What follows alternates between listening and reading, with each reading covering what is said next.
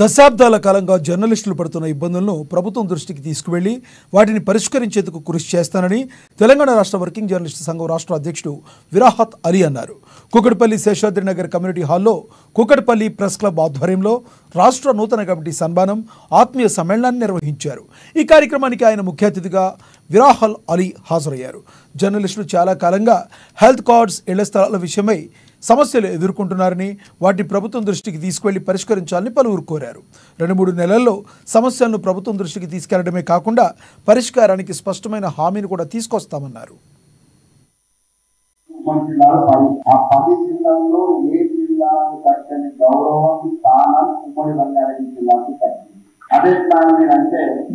జాతీయ స్థాయిలో మన తెలంగాణ రాష్ట్రం నుంచి కార్యదర్శి ఉమ్మడి జిల్లా రవీంద్ర రెడ్డి గారు, ఇక మొన్న క్రమంలో జరిగిన మహాసభలో ఇద్దరు ఉమ్మడి జిల్లా నుండి కీలకమైన ఒకరు కార్యదర్శి, కీలకమైన కోశాధికారి మీ జిల్లాకు ప్రారంభం జరిగింది. ముగ్గురు ప్రాతినిధ్యం వహిస్తూ అంటే రాష్ట్రంలో రంగారెడ్డి ఉమ్మడి జిల్లాలో యూనియన్ కార్యక్రమాలు అన్ని పటిష్టంగా ఉన్నాయని అర్థం చేస్తున్నారు.